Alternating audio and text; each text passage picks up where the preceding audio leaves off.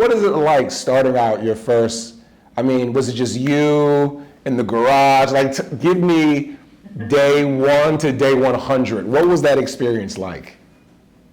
Yeah, wasn't quite a garage, but it wasn't far from it. I actually partnered with a friend of mine, Tanya Faulkner. She was low income housing. Her experience was low income housing tax credits, and I was economic development. Like we were like, two sides of the same poverty coin, but different expertise. So we thought, oh, great, you'll be the housing person, I'm the economic development. So the two of us started, and we had an intern and we had one other person. We didn't have a server. We just used our existing laptops. We were on a shoestring. We each took a massive pay cut to start the company because we didn't have any clients. What we did is we converted our former employers into our first clients, which was nice. So we kind of had a nice soft landing to get the company off the ground. So I continued to help Genesis LA. That was, I launched that nonprofit after I left the mayor's office to continue creating these funds for Los Angeles. And when I started SDS, I said, hey, I'd like to help Genesis. I said to the board of directors, I'd like to help you continue growing, help you get new market tax credit allocations and advise. So I still consulted for them, which gave me some paycheck. She consulted for her former employer.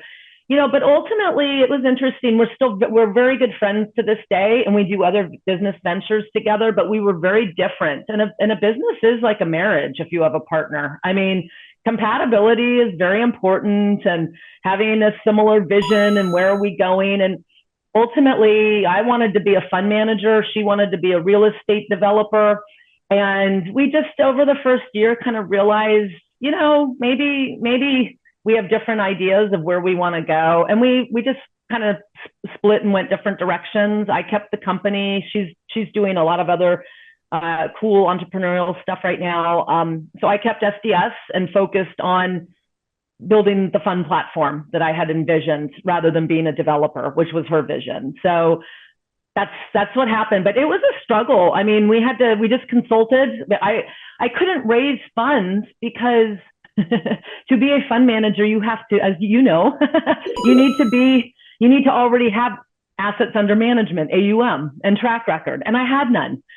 Even though I had helped launch the 3 Genesis funds, each one of those, and they were cumulatively more than $200 million that I was helped, structure those funds, raise that capital. But at the end of the day, I wasn't part of those management teams. So I couldn't count any of that as money Debbie LaFranchi, managed. So SDS Capital Group had a big, donut hole.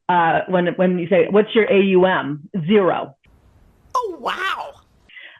So I had to figure out, how do I get AUM when no one will give me capital, because I don't have capital. I didn't start with any base.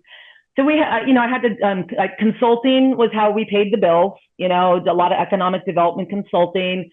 And then I had to do a lot of partnerships, joint ventures with groups that had AUM to build a track record. So my very first partnership was with Belden Daniels, Economic Innovation. He was the consultant that helped us build the Genesis funds. So I had worked with him and we knew each other. And I said, we should go after new market tax credits because, and he's retired now. He's 90 years old. So he's got a few years of experience above me. And we used his track record to apply, and we received 25 million. So we finally had AUM. Yay, and so we built a back office for it. We invested it in the Katrina impacted area of Louisiana and Mississippi. Some amazing projects, bringing back the Ochsner Hospital that Katrina wiped out. We helped fund the surgical unit to bring it back into operation. But importantly for SDS, it was our first AUM, assets under management, that we could claim. And again, it was a joint venture because I didn't have the track record for the federal government to award us. Belden did. And then I did our next partnership was with Sinair, their big light tech group out of the Great Lakes. And we partnered with them, as a 25% partner, SDS was, in building a $58 million impact fund for Michigan, really focused on bringing Detroit back. So that was right after the great financial crisis, and we convinced the governor and the state to put money in that fund and the private sector.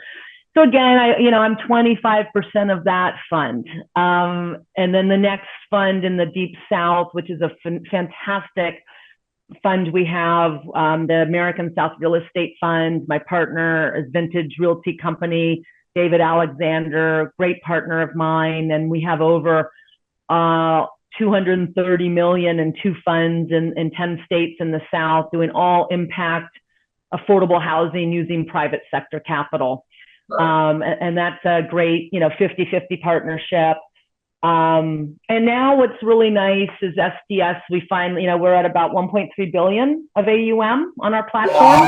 Hold on. Clap it up for SDS Capital.